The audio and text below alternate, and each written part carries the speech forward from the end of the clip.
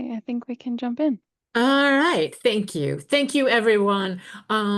Grateful to have everyone here and join us in this virtual space. We're here to talk about underwriting supportive services and supportive housing, a new tool and support from those of us at the Corporation of Supportive Housing. So we're grateful to have you here. Next slide, please. I believe we start with the introductions. Who am I talking at you? My name is Marcella McGuire, she, her pronouns. I lead CSH's health and housing work nationwide, and I'm coming to you from Philadelphia. I'll be part of your training team today, and I will hand it to Lindsay. Hi everyone, I'm Lindsay Kirby. I use she, her pronouns. I'm CSH's Deputy Director of Loan Originations and sit on our CDFI arm, and I am based in Los Angeles. And I'll pass it over to Lawrence. Hi everyone, I'm Lawrence Benson, he, him series. I'm a senior program manager for our national consulting team. All right, next slide. If folks could introduce themselves in the chat, put your name, your pronouns, where you're from. I will also ask, because we're in a Medicaid conversation, that you add what state you're from, because the answer to many of the questions people have when it comes to Medicaid is it depends what state you're in. So helpful to hear that. Those of us who don't know it here at CSH, we work to build thriving communities. We work in three primary ways. Hey, people saying hello, welcome, and their states. Thank you, thank you. Primary ways to organize and optimize public resources. We do policy and advocacy. We do technical assistance training and consulting. That's what this webinar series fits in there. And then we also do loans, new market tax credit investments. As Lindsay will tell you, we're a community development financial institution. My guess is many of you are in the housing finance and housing development side, focused on supportive housing, housing for people with disabilities, and we're grateful to have you all join us here. We've got Michigan, California, all state to state, so happy to see that. Next slide, please. So our learning objectives today, we're going to talk about the basics of supportive housing and how it's funded, because all the details, all the weeds that we get into really don't matter unless you know that you're here in order to finance and develop supportive housing. We're going to talk about underwriting. I'm a Medicaid person. I keep having to get somebody to explain to me what underwriting means. So we're happy for that. And I'm grateful to collaboration with Lindsay and our community investment team to teach us that and talk about how the housing finance world thinks about supportive housing services financing. We'll do some basics on Medicaid, some current status. You may see a lot in the headlines about Medicaid these days. We'll talk about it in relation to coverage of supportive housing services. Then, and this is where we're going to rely on Lawrence, thank you so much. You're going to talk about our new underwriting guide and CSH's services budget tool, newly up on our website, how to use that services budget tool to underwrite new projects. We'll end with a question and answer series. So hold your questions for the chat when we're available. So next slide, please. So I believe I hand it to Lawrence. Yes, thank you. So what is supportive housing? Supportive housing is a permanent housing solution paired with tailored services. So people with the most complex needs can live with stability, autonomy, and dignity. It is not time limited. And you can think of this as affordable housing plus wraparound services that support delivering through direct care or coordinated care. And I want to keep this as a simple equation for you all. So affordable permanent housing plus individualized assertive services equals supportive housing. Okay, so this is our three-arm chair pillar that we'd like to talk about. Supportive housing stands on three funding pillars. These are necessary to establish and maintain permanent supportive housing. It highlights number one, capital, the dollars to build or acquire housing. Number two, operating, the ongoing funds that keep on the lights and ensure that the units remain affordable. And number three, services, the care and coordination that help tenants succeed. Capital funds covers the initial cost of buildings or acquiring them, while again, the day-to-day happens with the operating. One of the unique things with supportive housing is that the services can be funded through Medicaid. And increasingly, they're being funded through Medicaid. And it is crucial that it covers these supportive services to help residents maintain and have improved well-being. The emphasis on the Medicaid reflects a shift towards integrating healthcare and social services funded to sustain programs effectively.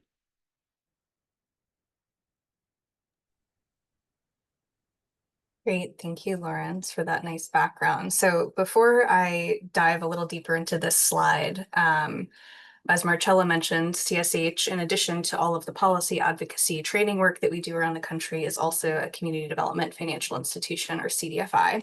CSH is the only CDFI in the country that exclusively focuses on supportive housing. And so excited to be here today to talk with you all about how we've continually strived to sort of deepen our underwriting around how we think about supportive housing, and really how we think about sort of the longevity and sustainability of supportive housing and how that's a key driver of our underwriting.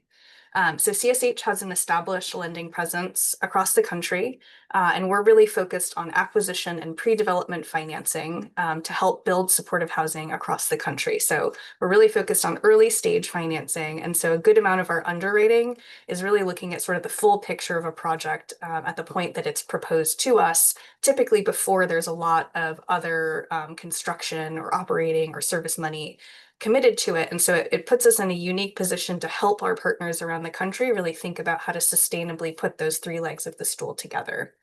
Our lending work is really deeply connected to the programmatic and policy work that we do around the country. So for instance, the work that Marcella does around all of our Medicaid advocacy, we've really worked this year to try to tie all of her expertise on the Medicaid side to how we think about underwriting supportive services and projects. So in addition to all of our internal work with our teams across the country, we work really closely and value our connections with local housing finance agencies to help streamline supportive housing development and really think about how we can be advocating for well-funded and coordinated capital operating and services funding streams across the country and in every market that we work in. So as I mentioned, we're an early stage lender. And so looking at the full picture of a project, the development team's experience, where the project is located, what sources of funding the team has identified to fund the project and how they'll qualify for them is a big piece of what we think about when folks apply to us, to buy a piece of land. And so in particular, we're really looking at those three legs of the stool that Lawrence just described.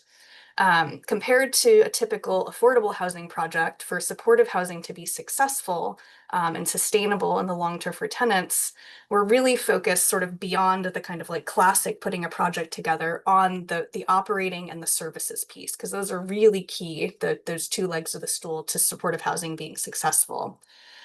In recent years, as probably a lot of you know, as folks on the finance side, as aging, affordable, and supportive housing has seen significant increases in particular operating costs, things like insurance, rents often not keeping pace with those expenses.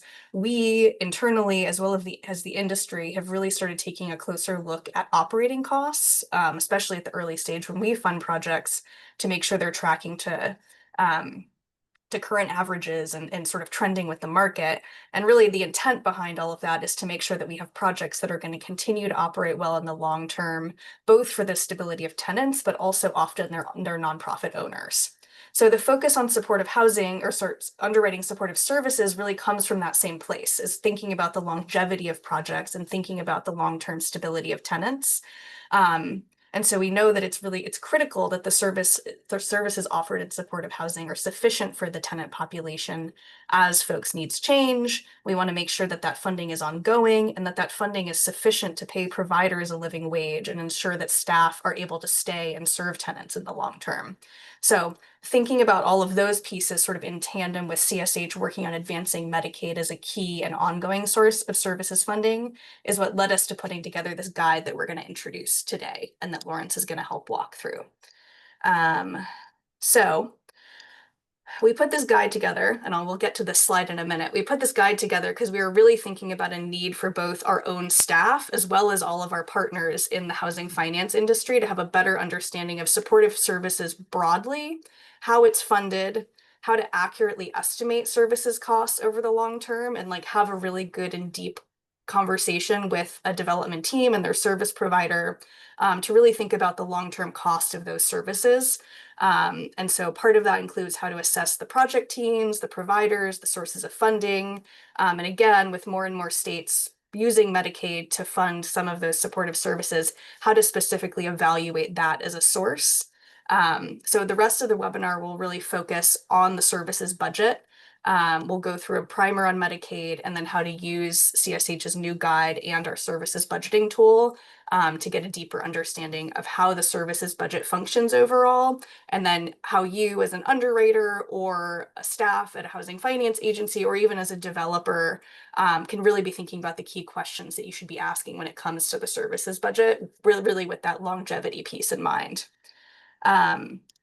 So this is just a very simple illustration of kind of the three legs of a stool in a different way, but really gets to the fact that when we're thinking about supportive housing and how it's funded, we're thinking about, you know, the total cost of a project, where all of the public subsidy is going to come from, in addition, where the rental subsidy is going to come from, what the operating costs are, the low rents that are critical to keeping people housed, and then outside of that bucket is really where the services funding fits in.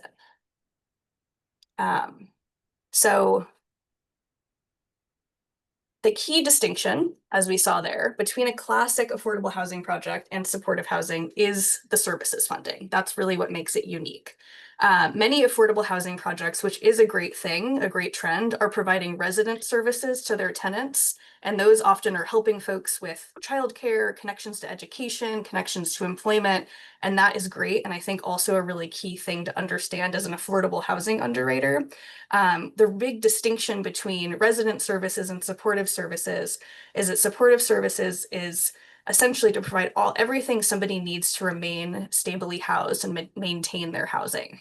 And so this first slide is just kind of like a bit of a rule of thumb as you're thinking about a services budget, both as someone who's putting one together and as someone who's evaluating one.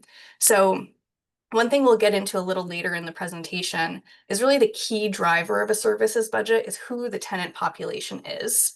What service model is going to serve that tenant population in the best way? And then what's the staffing plan that's going to support that services model? So a really key thing I do want to point out in these couple little squares is that the services budget should always be separate from the operating budget. So some projects will contribute some of their cash flow to services, but one really important thing to be thinking about as an underwriter is the sources of funding. And so cash flow in particular can be a really risky source because as we know, and as projects continue to operate, that's often the first thing that's going to get cut away. And so that's why we recommend a separate budget with sources that you as an underwriter, you as a developer, you as a provider can really evaluate the how long they'll exist for, what they can pay for, et cetera. And so just to highlight all of these, so really, you know, the service plan and the tenants is what's going to inform the budget overall. There are multiple evidence-based models that folks will be using to serve tenants. The funding really should be ideally flexible enough to meet tenants where they're at and change as folks' needs change. As I mentioned, the budget should be separate from the operating budget and really focused on the key staffing needed to provide services to folks. And again, very simply, and something we talk to our team a lot about, is a services budget really can be thought of as sort of a sources and a uses budget. What are you going to be paying for and what's going to fund it? And it should match. So one other just grounding slide for us all is, you know, something we've talked quite a bit with our team about is, you know, often that you'll be reviewing a services budget. Oh, oops. Often you'll be reviewing a services plan, reviewing a services budget, and folks will, you know, propose a lot of things. And I think the key thing to think about as you're thinking about underwriting is the budget really looks at like who's going to be on site providing these services. So who's going to be providing these critical case management services. So things that provide pre-tenancy support, so helping people move in, things that are helping people sustain their housing. So what it means to have a lease, helping folks abide by the lease, how to work with your landlord, how to exist in your unit, support with annual recertifications, but really, so that's sort of like the administrative side of it, but really the piece that like we want to be focused on here is that folks have access to case management that's supporting them with anything that they could need, from medical connections to medical services, connection to mental health services, connections to employment, education, nutritional supports, any other assistance folks need with daily living, and then any other connection that folks need to other services. And so when you're thinking about sort of what the services plan and staffing looks like, I think this is a nice way to think about sort of the categories of folks that will be, or the categories of services that will be provided on site. So this is a very, very simple Excel sheet, and Lawrence is going to get us into a slightly more complex budget when we walk through what it looks like, what a services budget looks like. But again, I just do want to point out that I think I think when we first started talking about this and talking with our team of underwriters about how we wanted to think about services budgets, we started from a really complicated place and really tried to boil down to the fact that the real drivers of a services budget are the staff on site and then how you're going to pay for those staff on site. And making sure that those numbers line up. So this is an example of a project in Los Angeles where the county provides a set dollar amount per unit for folks that are providing intensive case management services. And so in this example, we were looking at a 31 unit project that identified that they were going to have a case manager, they're full-time, or 1.5 case managers, they're full-time, and then some additional support staff for those case managers. And so a very simple exercise that we do kind of at the beginning of our underwriting is to say, okay, you've identified this staffing plan. We want to make sure that this staffing plan works for the tenants. And then you've identified these sources of funding. What are they? And how long do they last? And can this actually cover your budget? So I think at a very baseline, this is kind of what we're getting at when we think about just general service budgets overall. So to move on, the new underwriting guide that we've put together that we'll send out to all of our participants today and will hopefully sometime this week live on a landing page on our CSH website, runs through a bit of what we just talked about at the beginning of this webinar. So what is supportive housing? What are supportive housing services? How are they funded? And then we'll get into kind of where we're going to go in the second half of this webinar, which is how does Medicaid fund supportive housing services?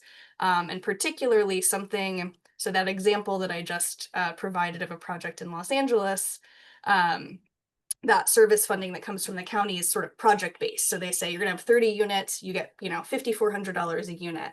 The really particular thing to think about when we're thinking about Medicaid as a source is how that travels with a tenant and how a tenant qualifies for that source. So I think in a way, as an underwriter or as a housing funder, in the way that we think about like a tenant-based voucher is almost the same way you can think about like a tenant-based supportive housing service funding source like Medicaid. So that's the beginning of our guide.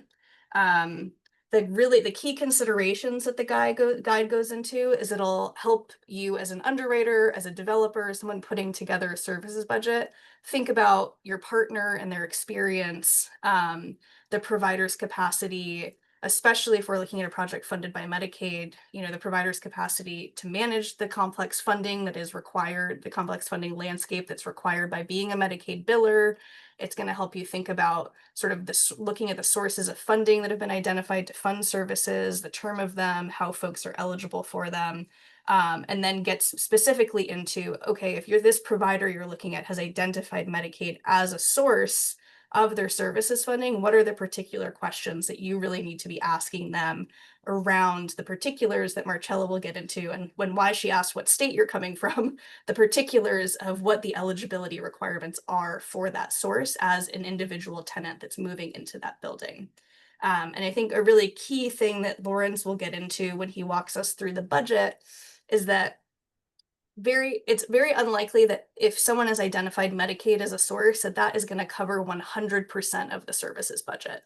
And so I think that's why I wanted to provide that background to everyone about how to think about services budgeting more generally, is that very likely you're going to be evaluating Medicaid as a source, if it is one, and something else, and maybe potentially multiple other sources that will come in. All right, I'm going to pass it over to Marcella, who's going to walk us through a Medicaid 101. All right. Thank you, Lindsay. And just let me say again what Lindsay said, because I think this is somewhat a shift in some of the conversation. Medicaid is something that CSH has been working on for 20, 25 years in order to get them to cover, supportive housing services. And now we are at a place where many, many states, we'll talk about exactly who states do. But I think it's also really clear that there are a number of critical services that are unlikely to have Medicaid coverage. Lawrence is going to talk about the different services models. That depends on the population you're serving, et cetera. And there are all different kinds of services models. There's critical questions also about what services are you offering on site funded in your project? And then what services are you connecting people to in the community and how you do that? So, for example, hospital services. You're probably not offering a hospital bed as part of your surgery. You're probably not offering surgery as a part of your supportive housing program. You're linking to a community provider. Those are extreme examples. No, I don't think I've ever seen a supportive housing program that does surgery, and I don't think I want to. But there are many other services, primary care services, dental services, behavioral health services. So how do all those services, what services are offered on site? What services are you connecting to? I also just want to acknowledge that we're in a time where Medicaid is having some major significant changes here. Yes, HR 1 cuts projected to a little bit less than $1 trillion over 10 years. So state level engagement is going to be really, really important for this conversation.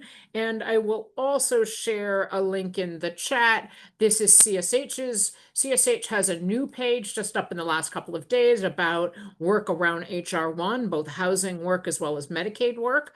I'm going to share that link in the chat. And then I'm also going to share our blog post on what are the Medicaid. There's lots of pieces at HR 1 in regard to Medicaid. This blog post highlights 8 areas that we feel are the most relevant to the supportive housing industry. So please take a look at both of those as well. But let's get into the foundations here. Next slide, please. So what is Medicaid? Medicaid is health insurance coverage. My guess is most of you here are employed. I'm employed by CSH. The presenters are all employed by CSH. They offer through our employment our health insurance coverage. People who have disabilities, people who are aging, families who are low income, children, they are likely Medicaid recipients in your communities. Most supportive housing residents, I would say, except maybe your veterans, are going to be, not all of your veterans, some but not all, are going to be Medicaid recipients. Medicaid is low cost or free healthcare coverage to millions of Americans, including a variety of different categories, people with disabilities. Highlight the people with disabilities category. Next slide. So it's health insurance coverage. Let me also say that if you've ever tried to get services, if you've ever tried to see a doctor when you're uninsured, it's very hard to do. And lots of people don't want to see you and don't want to offer services. So it's critical that supportive housing providers can start or continue to track what is the health insurance coverage of the people we're serving. Are they veterans? Are they on Medicare? Are they on Medicaid? Are they on both? If you're on Medicaid and Medicare, you're what's called a dual eligible. But what is your healthcare coverage, and therefore what are you eligible for? Medicaid is a state and federal financial partnership between the states have significant oversight, and I'm sorry, the feds have significant oversight and flexibility. It's the Federal Center for Medicare and Medicaid Services that the states are, that's the federal partner under the Department of Health and Housing and Human Services. And each state is required to have what's called a Medicaid state plan that outlines how Medicaid works in your state. Lots of differences state to state. That's why we talked about questions. Know that, when we get to the Q&A section, someone may ask a question. I'm going to ask, if there's about Medicaid, I'm going to say, what state are you from? And then I'm going to give an answer. And then somebody else may say, I have exactly the same question. I'm coming from a different state. And the answers could be very, very different. Very, very different state by state. How much states pay, what services they cover, how long do they cover them? Do they cover them through managed care or other payment systems, etc.? All of these things differ state by state. CSH has a signature product we call our Medicaid Crosswalk. It explains how Medicaid works in your state in plain language. We've got about a dozen of these over the last 10 or 15 years. Happy to share any of these if we've already got one done. Happy to talk about contracting to create one in your state if there isn't one already existing. So every state is required to have a state Medicaid plan. It says these are the services we cover, these are the people we cover, this is our delivery system, this is the details and process for how you access those services. For non-expansion states, the Medicaid covers different populations in different ways. Non-expansion recipients, the feds pay 50% or more. So if you're on Medicaid and the state classifies you as you're on Medicaid because you're aged and poor, you're a child and poor, you're disabled and poor, you are in a different population. If you are on just because you are poor or low income, then you are in what's called the Medicaid expansion population. If you're in one of the 40 states that cover that have chosen to expand Medicaid, then you're still covered. If you're in one of the 10 states that have not, mostly in the Southeast, then you may not be covered here. For expansion recipients, the feds pay 90, the states pay 10. So next slide, please. So we like to say lots of cooks in the Medicaid kitchen. There's the federal government, as I said, the Center for Medicaid and Medicare Services as part of HHS. No matter what state you are in, the answer to this one is always the same. You also have a state Medicaid agency. There is required what's called a single Medicaid agency that's required by the feds. The states determine what that agency is. They're the holders of the state Medicaid plan. They may do policy, they may do financing, maybe they do operations, maybe they farm that out to other departments. That all changes state by state. I've got a link here to, this was one of the last Medicaid 101 trainings we did for Kentucky. And in Kentucky, it's called the Department for Medicaid, for Medicaid Services, etc. And the link there, but that's going to change state by state. And then Medicaid also talks about a delivery system. A delivery system is if I'm a supportive housing provider, who do I send the bill to? Or how, in this case, in most cases, not all, do I send a healthcare claim to? Again, this is an example of Kentucky. Kentucky has a statewide system that 5 managed care organizations or MCOs. You might hear them called MCEs if you're in Indiana for managed care entities. Lindsay calls them managed care plans or MCPs because she's based in California. I was just back and forth on chat with someone from Oregon. You call them your coordinated care organizations or CCOs in Oregon. So your delivery system, who do you directly bill? Who do you have a contract with? This differs state by state.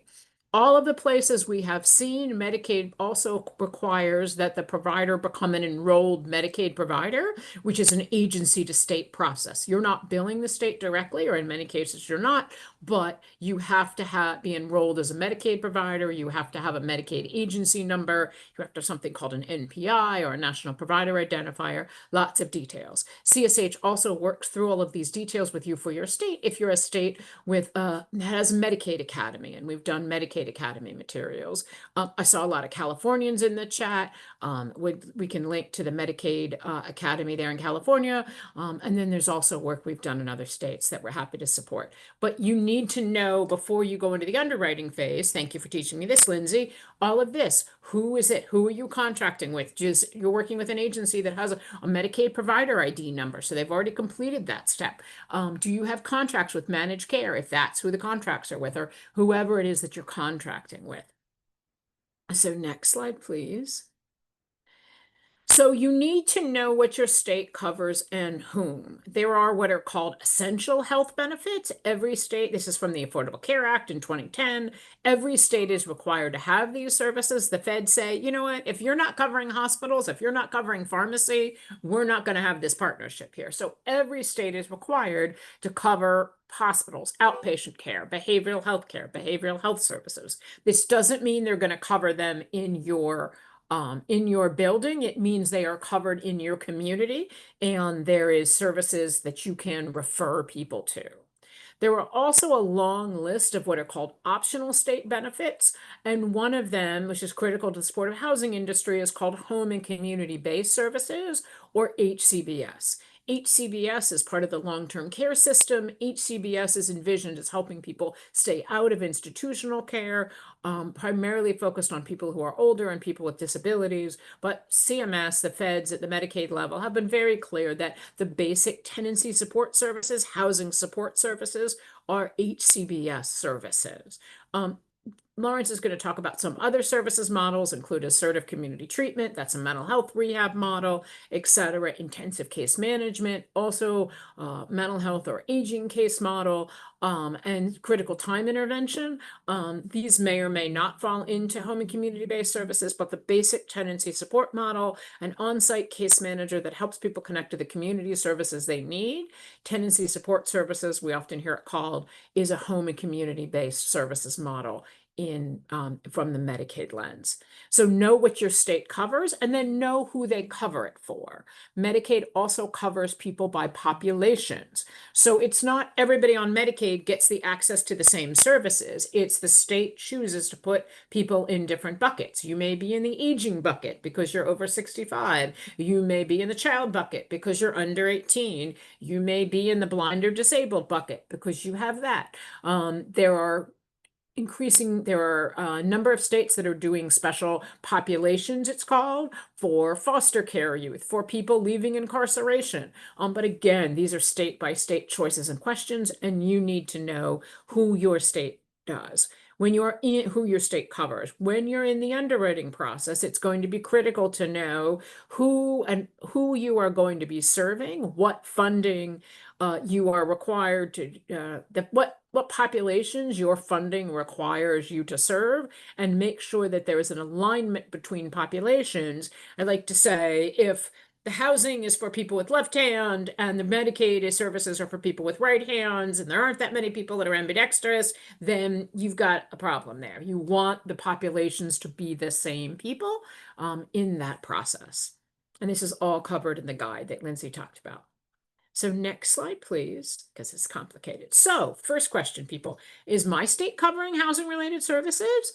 That's a good question. The answer to that is if your state is in purple, then yes, your state is covering housing related services for some people, somewhere, some of the time. If your state is in green, your state has been approved to cover housing related services, but they may or may not be doing it just yet.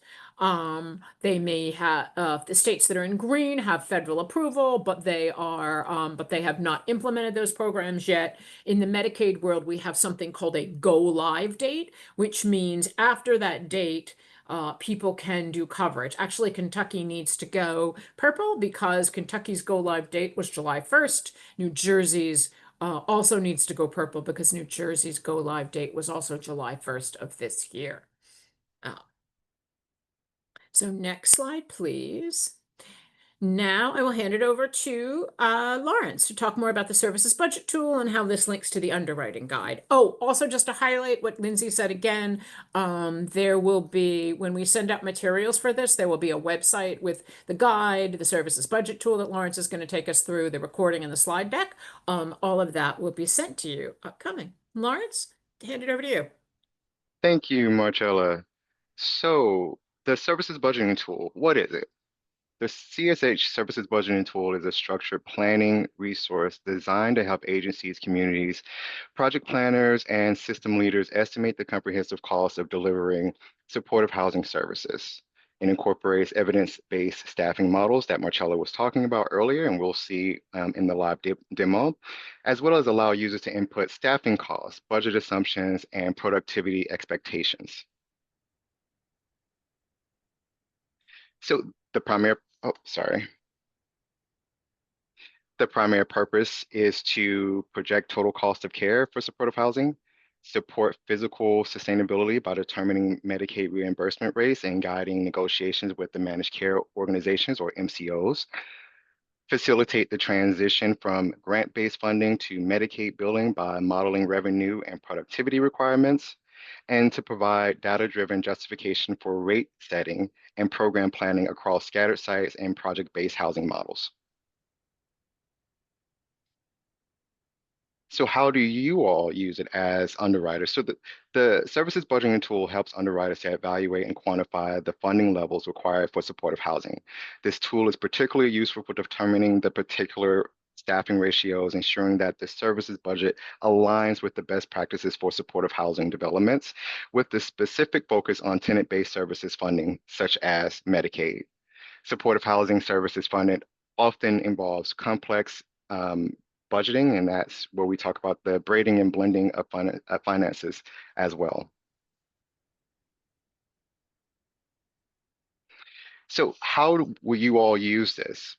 So underwriters should use the CSH services budgeting tool to assess the service providers. So evaluate the experience and capacity of services providers, including their ability to manage complex funding agreements and retain qualified staff.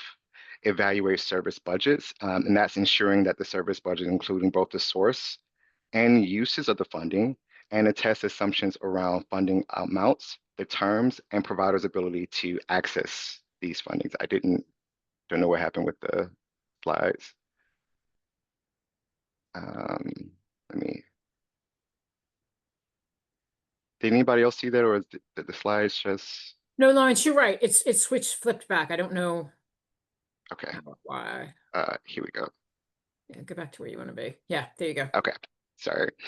Um, where was I? Okay, confirm staffing plans, verify that the staffing plan meets the recommended ratio and qualifications for providing supportive or tenancy support services. And when we are talking about tenancy support services, they could be called something else in your state. They could be called housing support services, but for the national, for this national call and for this, we're going to call it tenancy support services.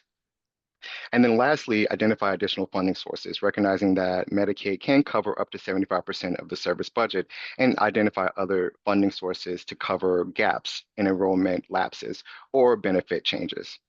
So by you all using our services budgeting tool, underwriters can ensure that supportive housing developments have sustainable and sufficient funding to provide necessary service to the tenants that you all have.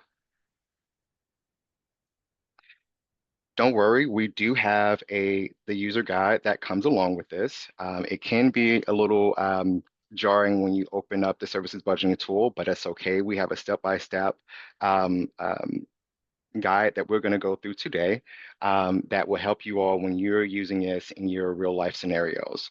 The guide helps you to understand the tool and the purpose, learn how to accurately input data into the budgeting tool, generate and interpret the budgets and revenue projections. It'll help you remember to request documentation to validate the Medicaid amount. It'll help to assess the risk and capacity for providers. And again, review and adjust the inputs based on the feedbacks and changes that you all receive from them. It also has visual guides and aids for you to understand and know exactly what we're talking about when you're inputting this. Another benefit is, since we have this as a recording, if you ever need to come back and understand a particular that we're demonstrating in a live demo, you should be able to do that as well with this recording. For the use of our live demo today, I just put up a little bit of the information, and this is some of the basic information that you all want to know when you're going into the services budgeting tool. Not necessarily location, but of course the name, the development. What housing model are you using? Are you using a single site model, or are you using scattered site model, or both? Making sure you understand that is really important. The number of units that you have, the tenants that you may have, as well as what service models you're using or could potentially use if integrated with other things such as a CCBHC organization that may have ACT services, or that's assertive community treatment services that could be provided to you all. So we're going to transition now into our live demo. Give me just a second to bring that up. If there are any questions, make sure to put them in a chat and we'll address that when we finish the live demo.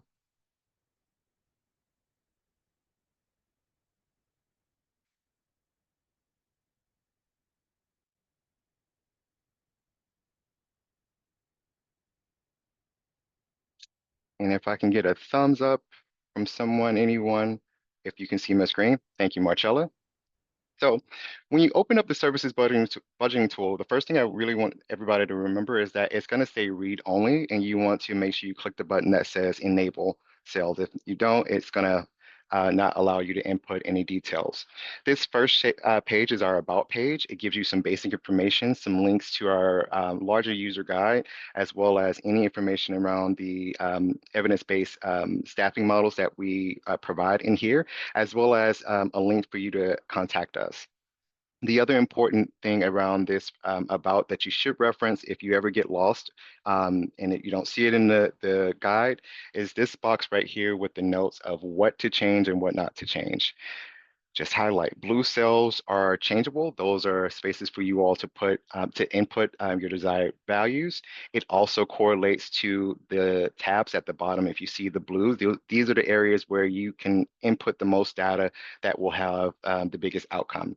The green boxes are ones that are linked to things that you do not change. They are also lock cells, so you won't be able to input anything in there. And it's also, again, associated with tabs that you have no control over. And I'll view this one in just a second, these two. And then there's the peach cell boxes that relate to these two boxes at here, the general startup and the Medicaid admin costs. These are boxes that can be changed if you need to, or if you need to override it if the information is incorrect. The first thing when you do open this up and you are using this for your program is we want you to go to tab 3, which is our basics assumptions tab. This is where you set up the document or the Excel file for the rest of the document. For us today, we're going to be using the Tennessee Support Program or TSS. But as you can see, and as Marcella and Lindsay mentioned earlier, there are other service models that we have here that you can also use based on your state, based on the program that you're using, based on what's able to be reimbursed. These are the different tabs that you want to make sure that you select yes or no to. It's important because if you don't press yes or no in these boxes, it won't automatically generate in some of our output boxes. So these are the output. This is what your final screen that you'll come to look at all of your summary of the output as well as your annual total budget summary, which you hear. But that information will not populate if you don't press yes in these initial boxes. So for our example today, we're going to be using the TSS or Tennessee Support Services category. So we're going to select yes here. And what you'll see is that there is a link to that tab. So if this is the only thing that you're changing, you can match that link and it'll go exactly to that page. But I would advise you to go through the rest of this basics assumption to make sure that everything is exactly the way that your state aligns it to be so that you can get the most accurate projection for you. Again, this is a projection tool. This is not 100% accurate. You want to make sure that you have your own tool for financing to make sure that you have the exact dollar amount. But this is a great way for you to get the general information from your budget assumptions.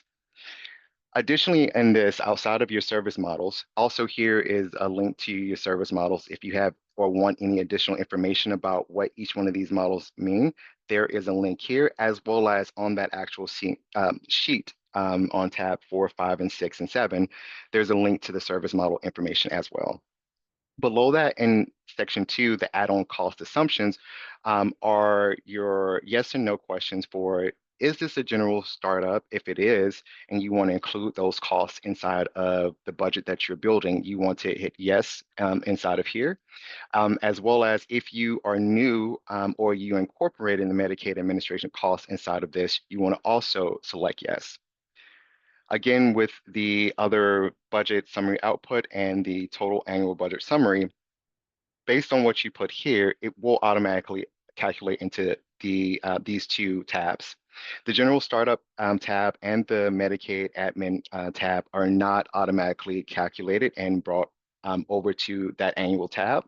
And we're not going to be using that in the example today, but I wanted just to highlight that because these are places for those who are new to supportive housing and are adding these services. These may be great options for you to put some information or add additional costs that may not be highlighted in our general service budget tool on the tabs 4 through 7. And we'll talk about that as we get there. So for today, we're going to press no for each one of these. We're not going to include those in there, but this is still TSS or tenant support service that we're going to be using. Below that are some budget assumptions. Here at CSH, we put in some default information that's here that is traditional. This is not meant to say that all of them are according to what we're putting here. It's just this is what we've seen traditionally across the board around administrative costs, Typically, they're 10 to 15%. The travel to scattered sites, if you are using a scattered site, the number that we normally put in here is 20 miles per day. Client-related travel, typically we put up about 5 miles per day for client travel reimbursement rate here. So this is still based on the 2024 federal mileage rate, and I apologize, it has increased to 70 cents for the 2025 federal mileage rate, reimbursement rate. The inflation rate also, we assume that there's a 5% inflation rate cost per year. And I'm going to change that here. Again, saying that this blue column is all changeable. It's based on what you are doing locally and locally for your programs. And as you saw, you can change that there. And then also the fringe benefits. We put 32%, but we know that there's anywhere between 30 and 40% for employee salaries. Additionally, caseload assumptions are at the very bottom of this page. Not all caseloads look the same. Not all states have the same requirements for caseloads. But what we put in here is general assumptions based on our recommendations for the caseload. So as you can see, there is some changes as we're going down. If you're dealing with, sorry, if you are single sites versus scattered sites may have a little bit more cases that can be seen by individual case managers versus having a scattered site. And we do have the different assumptions based on the service model that you choose. As well as we do recommend a 1 to 8 supervisor cap, so 1 to 8, but this is also changeable as well. We also have a few more program assumptions that you all read over that is not necessarily for our TSS example that we're using today, but I just want to highlight these down here. And again, for each one of them, we still recommend 1 to 8 for the supervisor ratio. So since we're using the Tennessee Support Program, I'm going to flip over to this tab 6. Again, it gives a definition. We give you also, again, the staff to client ratio that we recommend on a large level. Again, highlight that not every organization is like this, as well as we do have this clickable link for additional resources that you can go to for Tennessee Support programs. For us today, we're going to start filling this out. We're going to say, so this is a question, yes or no, is this a new supportive housing program? Yes. Now we want to go down and we want to put our target population in.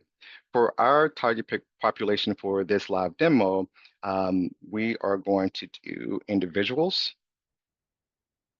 And as I click on here, you can see that we do have the different categories from individuals, families, individuals with dual diagnosis, as well as older adult and transitional age youth. Here, for our example, again, we're using individuals. And as you can see, automatically populated was a recommended caseload as well for each one for scattered site as well as single site. For the example, we're using single sites, and what we have in our single site is 100 tenants for this program. Once we input that total down here, and we can do up to 6 of these different target populations depending on how your staffing is. But once you put that 100 in, you'll see that there's some automatic recommendations that are down here based on what we're putting here. So based on us having 100 tenants in a single site, we recommend that you have at least 5 FTEs for the Tennessee support coordinators or case managers. We also recommend at least 4 peer specialists if that is a part of the program that you all can add on. And so we're going to go ahead and enter that here. We're going to put, for this program, they have 5 FTEs, and they have for Tennessee support coordinators, and they have 4 peer specialists. Again, to highlight, it's important to have some of the other information around what the general salary cost is for your Tennessee support coordinators. It's kind of hard to do the individual here. We do have a basic tool where you can kind of estimate everybody's salary in it. It's our forecasting tool. But for this guide right here, this is where we want to estimate annually may come out to around roughly 50,000 for 5 of them based on their qualifications and where they fit into it. But for this example, we're going to say $45,000 annually for all 5 of our case managers or tenancy support coordinators, and $40,000 for our peer specialists. As we move down, again, the recommendations continue. We recommend one FTE for the program director. We recommend one supportive administrative support. And we also recommend the supervisor over the peers and the tenancy support specialist, one of those. Now, while these are reimbursable by Medicaid, these are billable. When you see this says non-billable staff, these are not, because they're not touching staff directly, they are not calculated in what can be reimbursed by Medicaid. But you still have 12 FTEs that are on this project. And we know that, as Marcella said, that Medicaid can cover up to 75% of the general cost, as long as you're dealing directly with the clients. So we have our 12 FTEs that are here. And then we move down to 2B, which is, it says it's an optional area, but I employ everyone to take a look at it. This is a really important, especially if you are not using the per member per month section.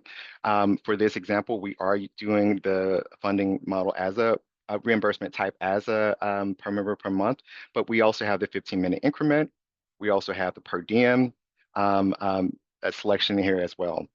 These are in the blue are again default and dummy, as we've put in what we think typically is about average for FTEs, where they'll have 10 federal holidays, 20 PTO days, 3 personal days, 1 other off day. We recommend no more than 75% productivity. Productivity in this instance is talking about how many how much time is spent actually with clients and servicing clients. Based on that number, you'll see here, and this is especially important for everything except every reimbursement type except for per member per month, is based on this productivity, we recommend 6 clients be seen per FTE each day. And with this service model, I'm going to put that 6 in here, but because we're using per member per month, you'll see the annual unit of service assumption for billable staff is 12, and that's because per member per month, you get one of those checked off per month. Once you finish entering all your information here, you'll get down to the reimbursement type, and here we put in per member per month. And then we also give you the information to support how much of this is covered by Medicaid. Now, you don't have to do 75% of your budget being covered by Medicaid, but for this example, we are doing that. And because of that, we're able to come up with this reimbursement rate of $509 that will cover this percent of the budget. So we're going to write that in here. And that's going to update the rest of the chart below. Everything from part 1 and 2 filter down into part 3. And again, we have these green and blue cells that are here. The green are automatically calculated from everything that we've already entered and above on from the basic assumptions page to this TSS page. But there's still areas, whether it's the contract personnel, other personnel expenses. If you wanted to put in staff development and training, there's a section for that here under annual program expenses. We also have operating expenses that are covered inside of the simple budget, the services budgeting tool. Everything from rent, utility costs, down to, again, highlighting the mileage, which can be automatically calculated into here based off of the basic assumptions page. Your vehicle costs, if there's any additional client transportation, building renovation, furnishing or equipment, and that includes electronic medical record or health record or HMIS licenses, computers, chest stairs, that can also be entered here, as well as miscellaneous security deposits and focus groups for people with lived experiences as well. Once you filled out all of this information, you'll come down and it'll give you a direct total.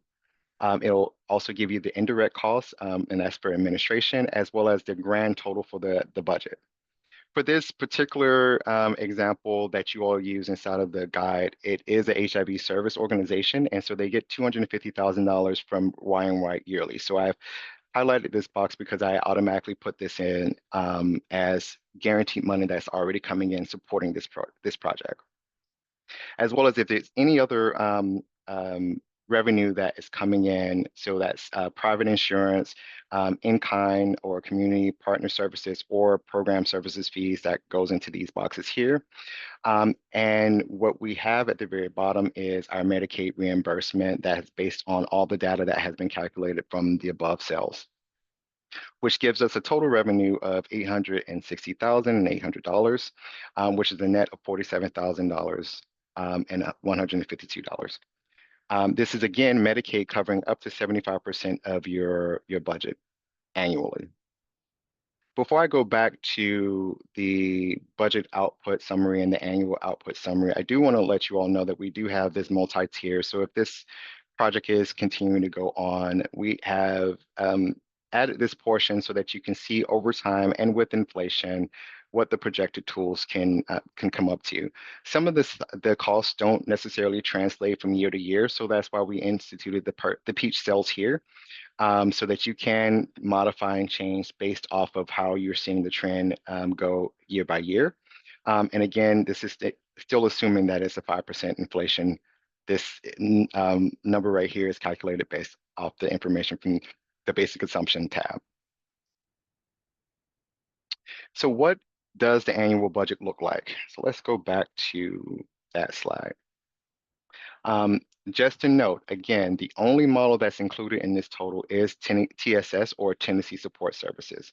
If I were to select it, and I can do that right now, if I were to select it ICM or Intensive Case Management, that budget would also be included inside of this annual total budget summary. So what does our annual budget total looks like? It will calculate everything, even the general startup fees that we have that's in this column and the new Medicaid provider information that's in this column. All of that will automatically generate to give you a real-time projection of what this can look like. These numbers are carried over, but what we see again is you net $47,000 annually based on the information that we provided in our TSS tab. The summary output, again, is just this information highlighted so that you can see across the board from ACT, ICM, Tennessee Support Programs, or CTI, or Critical Time Intervention, all of the budgets that are in front of you so you can see where your money is where the funding is coming from, and how you may need to make up the cost over time. There was one other piece that I did want to highlight, and this is if you are using Medicaid, and that is this last tab here. So if we are using Medicaid, you want to make sure that you apply this number right here to the TSS tab. It's really important. It's not automatically added into the total, but if you are using Medicaid, these numbers will come across as well.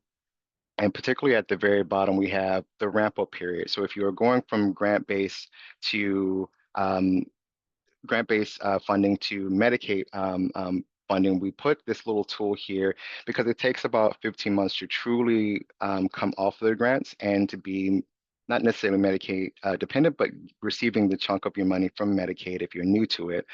So we put this inside of here so that you can see what that looks like over time as well.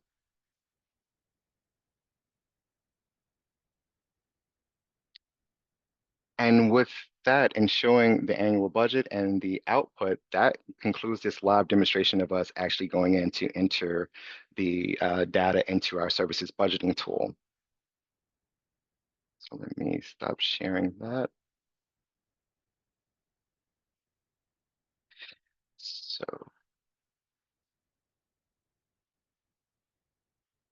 So what do we see from what we just saw? So we saw that there was a positive net gain by using with the per member per month and 75% Medicaid share in that. You know, as underwriters, you can utilize this to evaluate the sufficient and structure of funding and supportive housing and ensure that the budgets are all aligned. This tool will make you all be able to compare that project cost and revenue, validate, again, the Medicaid reimbursement figures that's across there. I want to highlight the risk and what's next is just really making sure that that you pay attention to any enrollment lapse. That is something that a lot of the underwriters don't know. We have to make sure people are constantly enrolled in Medicaid and that they are going back to their service provider in order to do that enrollment. Um, and that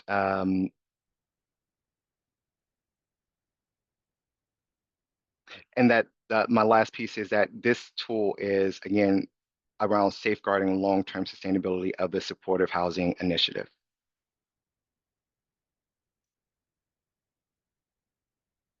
Following that, next slide. Okay, so next we have our question section, and I'll throw that to Marcella to host us during this section. All right. Thank you, Lawrence, for an incredibly detailed, helpful, valuable take us through the services budget tool.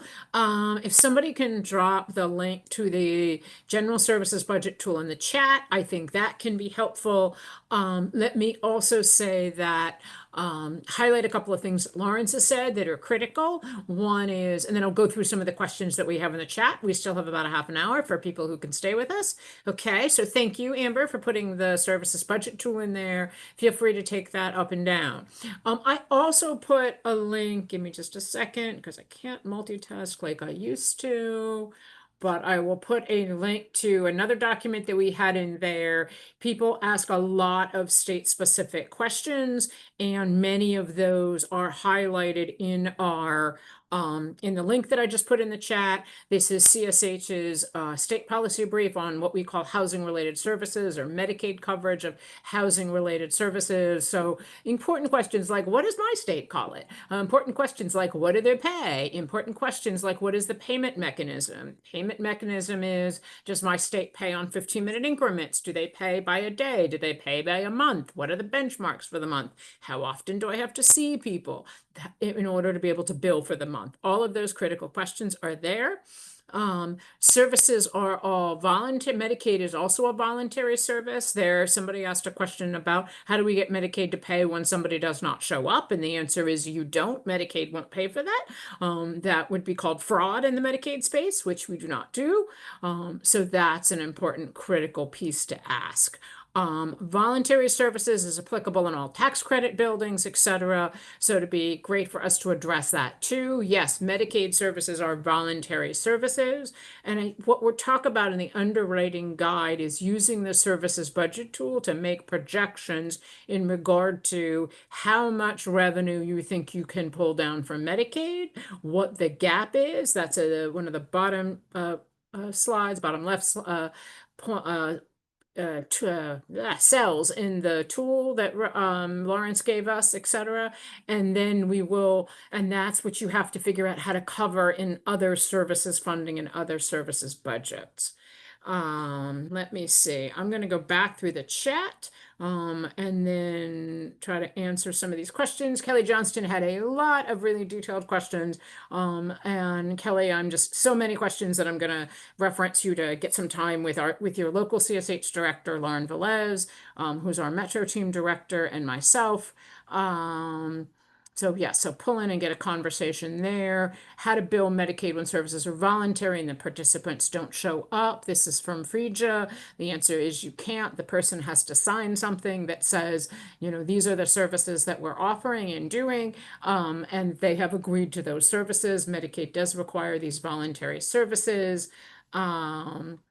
Let's see, what are some of my other questions? The tool in population. So caseload sizes are based on the evidence and the research that we have. There was a question from Anne Marie Collins. Hi, Anne Marie, about is family size part of that? I'm not sure. I'm checking with our family lead, but I will say that the caseload sizes for intensive case management, for assertive community treatment, and other of those individually based services are based in the research, and the tool links to the research. A lot of that research is 10, 15, 20 years old, but more recent research is not available, so we're giving you what we have.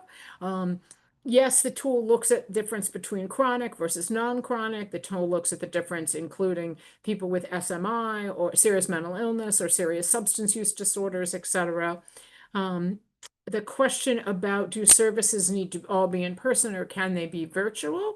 That is a question that has to be answered. The state can choose to answer that. The managed care program that's implementing it can choose to answer that.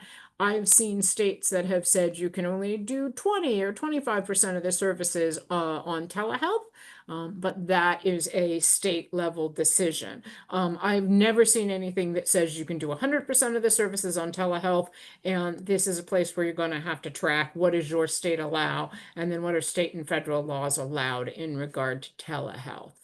Let me see. Caseload ratios, family size. Yes, we're sending out the slide deck. We put a link to Marcella, the there was a budget. question about Oh, jump if in, yeah. a property in Illinois provides wraparound services and the supportive services are delivered off-site with transportation provided, will Medicaid reimburse for those services in the same way or if they were provided on-site?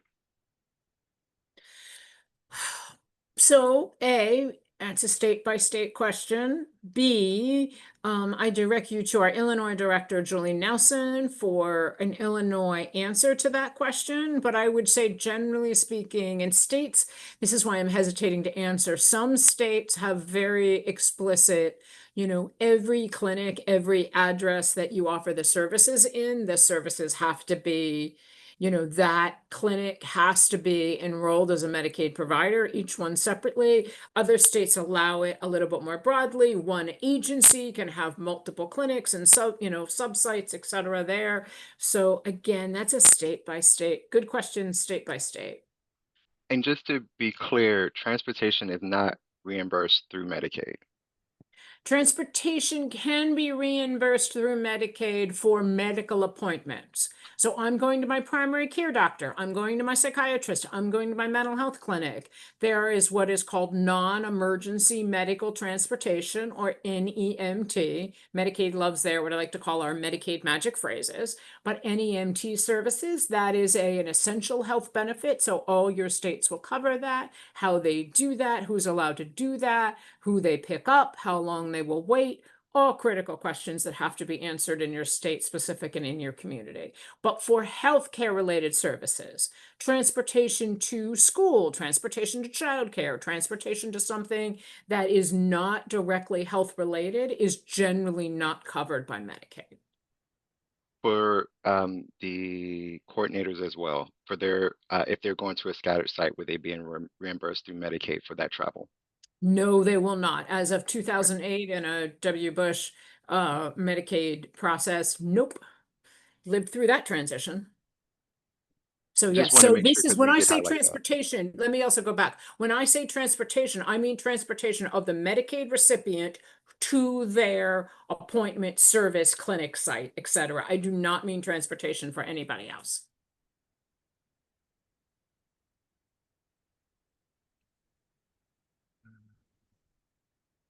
There are questions around other available funding sources for these types of programs on a federal level. So generally speaking, what we have seen, and we are very much in a federal government contracting, spending less money, spending less money. So that would be a very difficult uh that would be a very difficult ask, but we have seen services funding covered by mental health block grant, substance abuse block grant, obviously for those dedicated populations. Ryan White funding from HRSA wants to be focused on the HRSA services, the health services, not funding the housing. They want a partnership with with somebody else, something HUD funded, generally speaking, excuse me, to pay for the housing. We've seen philanthropy. We've seen a couple of other, excuse me, and CSH has some materials on this. I'd have to reference them and check, excuse me. And then depending on where you are locally too, there's, I know your question was at the federal level, but locally we've seen communities use things like sales taxes to raise funding that's then administered through like a county health agency. We've seen it sort of tied to like a capital operating services program. So you apply to like the housing agency and they're connected with the service provider or funding agency, usually like a county or city level. So would definitely recommend searching around locally too for available resources for funding services.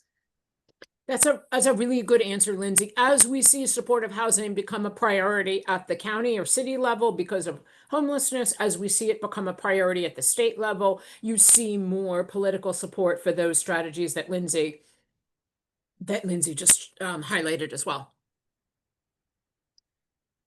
And there is a question within the question around the reimbursement turnaround in terms of payment window. So generally, states managed care look to pay about 90 days. That's a critical point we didn't make in this question. Most supportive services funding historically has been grant funding. That's what we call a prospective payment system. You write the grant, you get the money, you do the work.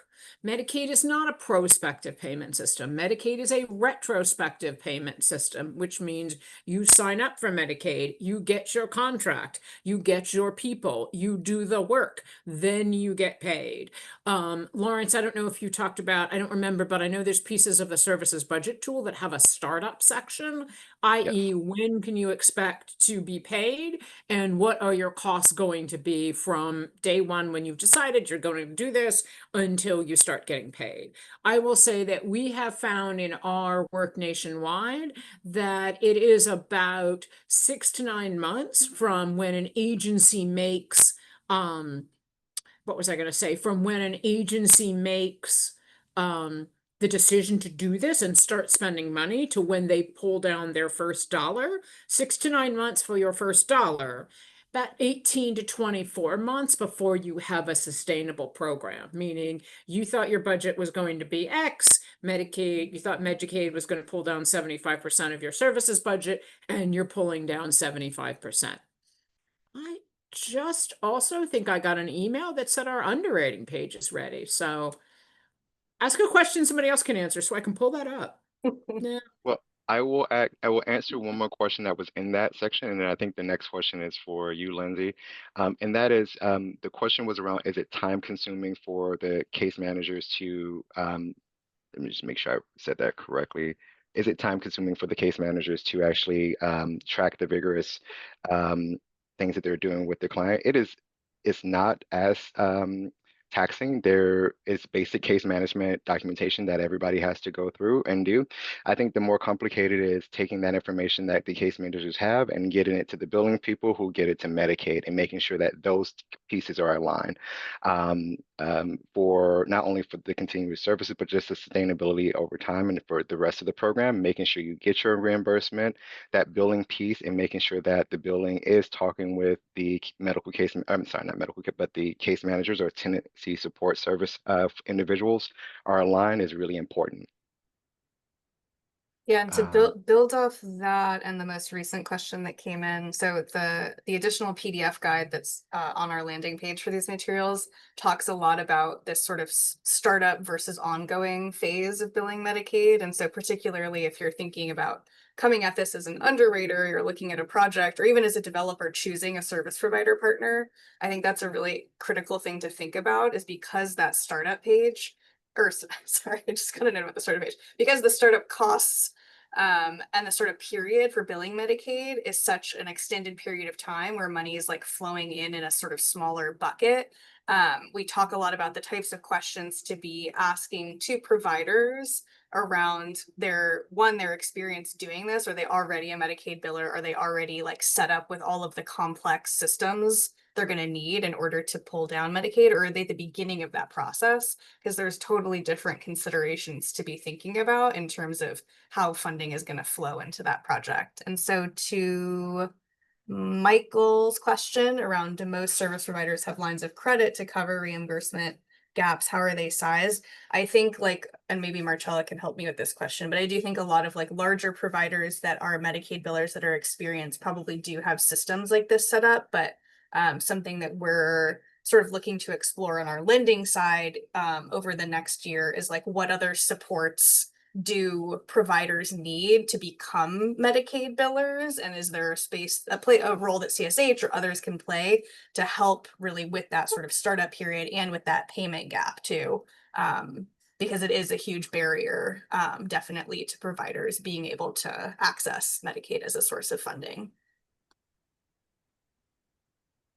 There was one more question around, is it more rigorous than your average local government agency contracting? And I wanted to ask Marcella to speak through, there's the larger federal Medicaid, there is your state Medicaid, there are MCOs, and then there are organizations that are providing services. So there may be contracting that is a little bit different. But Marcella, I wanted to throw that to you around that, the contracting with agencies. Sure. So, I mean, there's a couple of components to this. There is a new administrative task your agency will have to take on to become a Medicaid agency. There's generally speaking revisions to your policies, procedures, and your workflows that need to happen. Then there is contracting with whoever your state has determined to run their delivery system. It could be the state directly. It could be it could be the state directly. It could be managed care. It could be some other third-party administrator. Again, that's a state-by-state conversation. And then I will also say that the question about documentation, I wouldn't call it significantly more burdensome. What I would call it is more prescriptive, meaning you have to hit the mark. If you don't hit the mark, not only can you not be paid, but money that you've been paid can be what we call in the Medicaid space clawed back, meaning you didn't document within Medicaid rules, and we want the money back from when we paid you for the services in this incomplete documentation. So that's something that's new to people outside the Medicaid space and very concerning. So it's very prescriptive. It is not very it's very prescriptive, and it is not very it is not lenient in any way.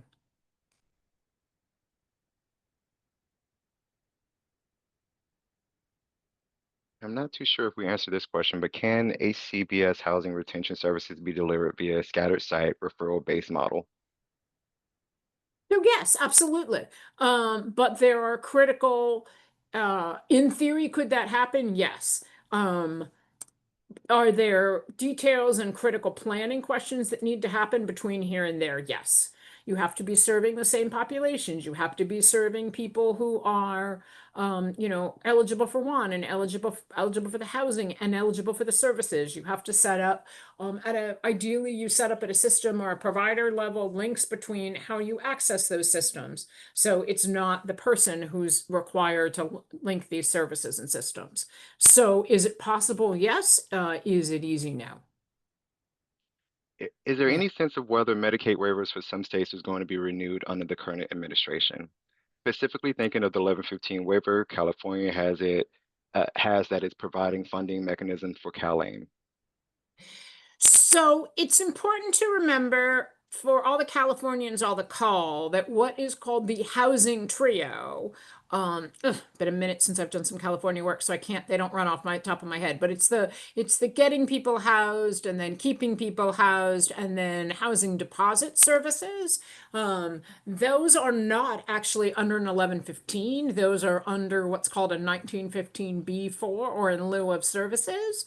Managed care has the option to offer those services under the 1915B4, and that does not cost the state new money because there's a variety of reasons for that I'm not going to go into. So there is definite concern for some of the services in CalAIM, particularly the short-term housing, 6 months of rental assistance in CalAIM.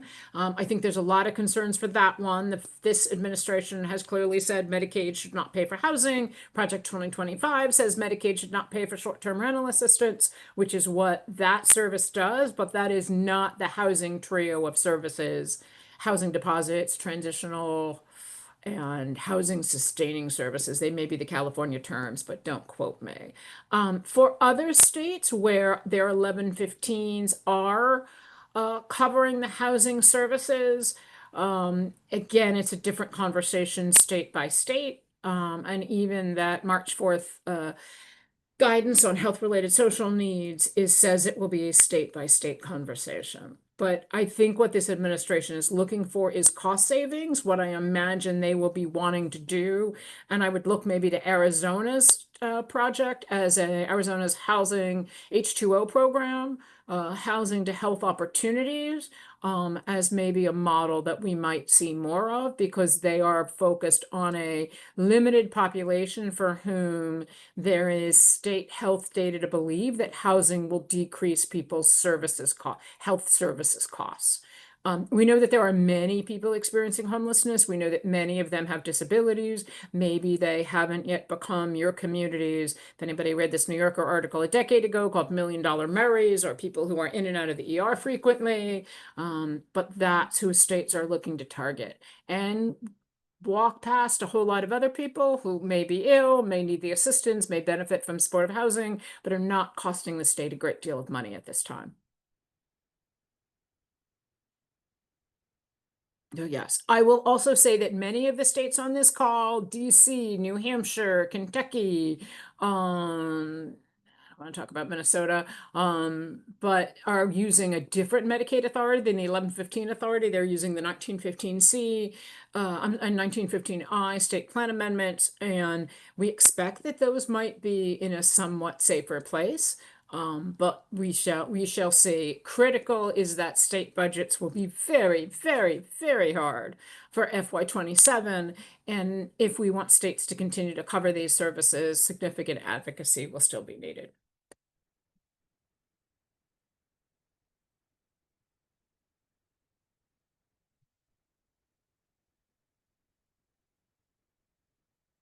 All right, any other questions? Thank you, Lawrence, for grabbing them. No problem. If anybody wants to be connected to their local CSH team, what email should we use? Feel free to use health@csh.org and we'll direct you accordingly. A couple people have asked me that individually in the chat, and I've given them, if you give me the state, I can give you our locally what we call a geo lead.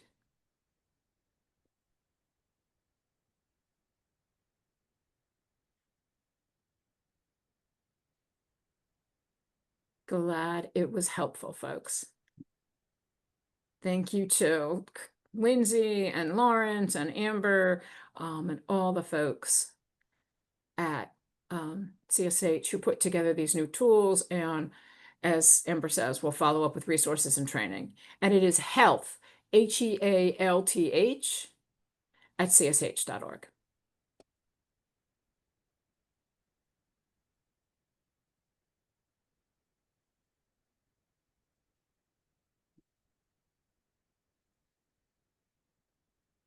All right, any other questions?